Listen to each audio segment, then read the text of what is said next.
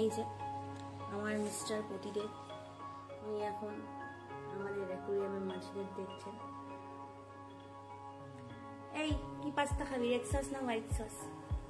White. আচ্ছা ঠিক আছে, চল বানাতে যাব। As I said in my earlier video, আমি রান্নার আগে প্রেপ করে নিতে ভালোবাসি। সো সবার আগে হোয়াইট সস পাস্তাতে যে জিনিসগুলো কাটাকুটির দরকার সেগুলো করে নিয়েছি। অ্যান্ড এই সুন্দর নাইফটা আমাকে আমার মিস্টার পতিদেব গিফট করেছেন আমার বার্থডেতে, যেটা দিয়ে আমি রসুন কুচিয়েছি, সসেজেস কেটেছি অ্যান্ড ফ্রেশ পার্সলে চপ করেছি।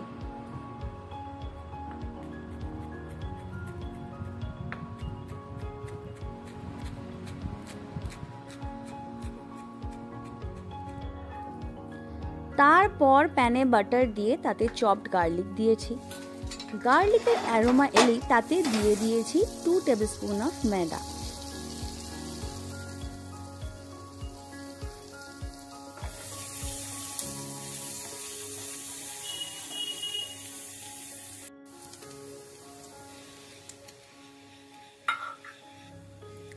ময়দাটা গার্লিক বাটারের সঙ্গে মিক্স করা হয়ে গেলেই দিয়েছি half a cup of milk.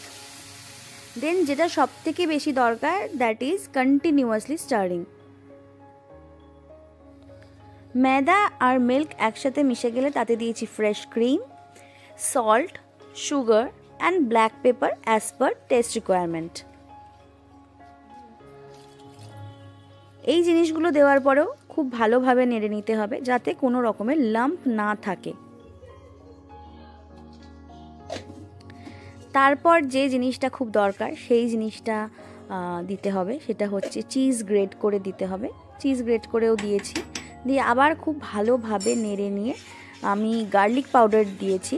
যাদের আমার মতো গার্লিকের অ্যারোমা ভালো লাগে তারা গার্লিক পাউডার ইউজ করতেই পারে। আর এগুলো সব হয়ে গেলেই হোয়াইট সসটা রেডি হয়ে গেছে। আর হোয়াইট সস রেডি হয়ে গেছে মানে তাতে কেটে রাখা সসেজেস আর সেদ্ধ করে রাখা পাস্তাটা দিয়ে ভালো করে নেড়ে নিতে হবে। আর সেটা নাড়া হয়ে গেলে দিতে হবে ফ্রেশ পার্সলে। ফ্রেশ পার্সলে না থাকলে ওই ড্রাইড যেগুলো পাওয়া যায় সেগুলো দেওয়া যেতেই পারে, আর তার সঙ্গে অরিগ্যানোও দেওয়া যেতে পারে। আমি ফ্রেশ পার্সলেটাই দিয়েছি। দেওয়ার পর ওটাকে গরম গরম সার্ভ করে দিলেই নিমেষের মধ্যে প্লেট খালি হয়ে যাবে। আর ফুড ফটোগ্রাফির জন্য সুন্দরভাবে প্লেটিং করে জিনিসটা সার্ভ করা যেতেই পারে।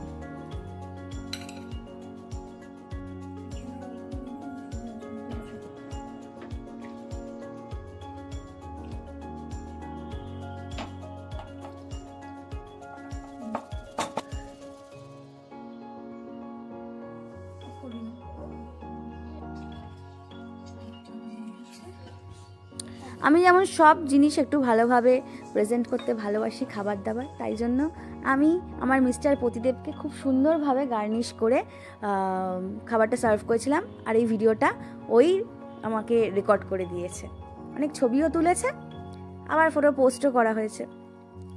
খুব ভালোই ছিল খেতে।